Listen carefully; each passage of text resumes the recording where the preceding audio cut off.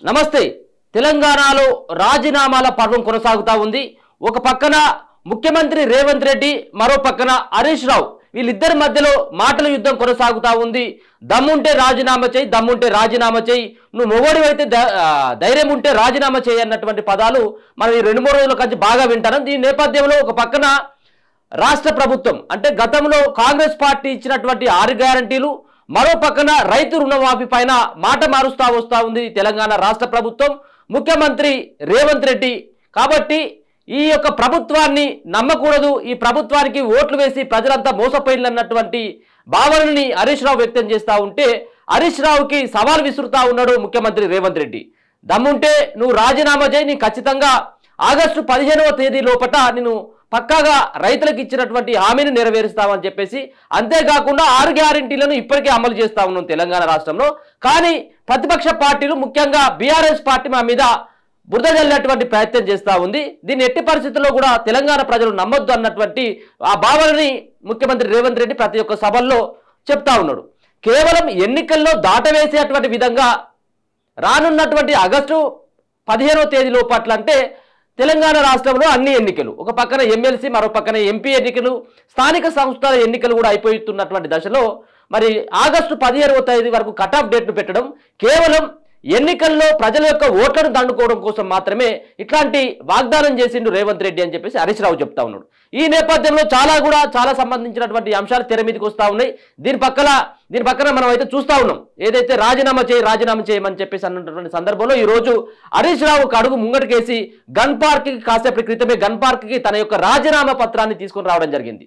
తను రాజీనామా చేస్తా ఉన్నాను, ఒకవేళ కనుక నువ్వు ఇచ్చినటువంటి హామీలు 6 గ్యారెంటీలు అమలు చేయకపోతుంటే దమ్ముంటే రేవంత్ నువ్వు రా, గన్ పార్కు రా, ఇద్దరం కలిసి రాజీనామా పత్రాన్ని నేను స్పీకర్కు పంపుతాను, గవర్నర్కు పంపాల్సినటువంటి అవసరం ఉంటుంది.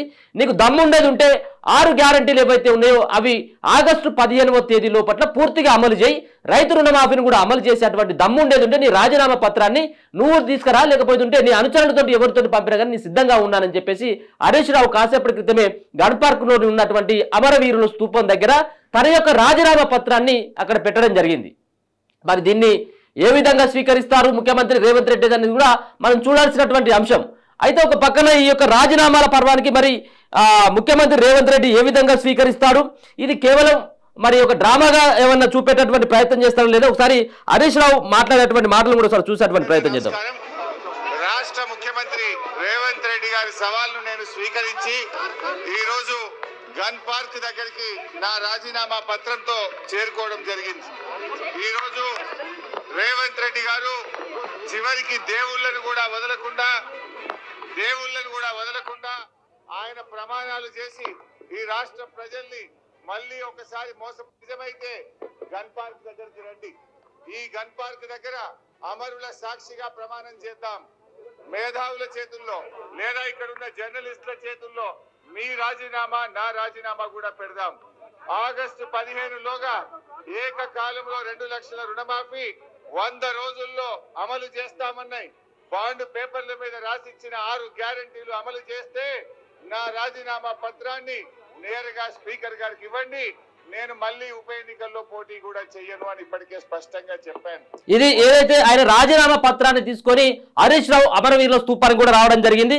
అంతేకాకుండా దేవుళ్ళ పైన ఒట్టు అంటే ప్రతి ఒక్క దగ్గరికి వెళ్ళినప్పుడు రేవంత్ రెడ్డి ఒకవేళ యాదాద్రి వెళ్తే యాదాద్రి లక్ష్మీ నరసింహస్వామి మీద ఒట్టేయడం, మరొక పక్కన వరంగల్కి వెళ్తే సమ్మక్క సారలమ్మ మీద ఒట్టేసి నేను ఖచ్చితంగా ఆగస్టు 15వ తేదీ లోపట్ల పక్కాగా నేను అమలు చేస్తాను, రైతులకు ఇచ్చినటువంటి హామీ ఏదైతే ఉందో రుణమాఫీ అనేది దాన్ని ఖచ్చితంగా కూడా నేను అమలు చేస్తాను అన్నటువంటి భావనను వ్యక్తపరుస్తా ఉన్నాడు.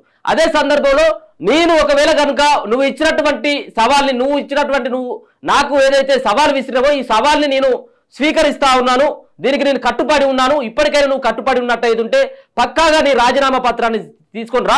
ఒకవేళ కనుక నేను రాజీనామా చేసినటువంటి నేపథ్యంలో ఇదే సంబంధించినటువంటి ఆ యొక్క స్థానానికి సిద్దిపేట ఏదైతే ఉందో సిద్దిపేట స్థానానికి కనుక మళ్ళీ ఎన్నిక వస్తే ఆ ఉప ఎన్నికల్లో నేను పోటీ కూడా చేయను అని చెప్పేసి సవాల్ విసురుతా ఉన్నాడు హరీష్ రావు. మరి హరీష్ రావు యొక్క సవాల్ని మరి కాంగ్రెస్ పార్టీ నేతలు ఏ విధంగా స్వీకరిస్తారు? ఇప్పటికే ఒక పక్కన తెలంగాణ రాష్ట్రంలో ఒక యుద్ధ వాతావరణం 2 పార్టీల మధ్యలో, ఒక పక్కన బీఆర్ఎస్ పార్టీ, మరో పక్కన కాంగ్రెస్ పార్టీ మధ్యలో యుద్ధ వాతావరణం నెలకొంది.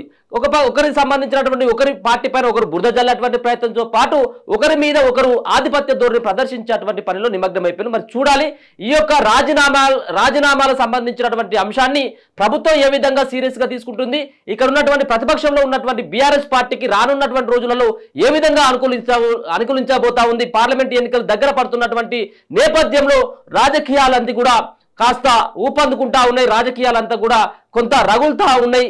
ఒక పక్కన మాటల యుద్ధం, మరో పక్కన రాజీనామాల పర్వం కొనసాగుతున్నటువంటి సందర్భంలో కాంగ్రెస్ పార్టీకి మైలేజ్ ఉంటుందా, లేకపోతే బీఆర్ఎస్ పార్టీ దీన్ని ఏమైనా క్యాచ్ చేసుకుంటుందో చూడాలి.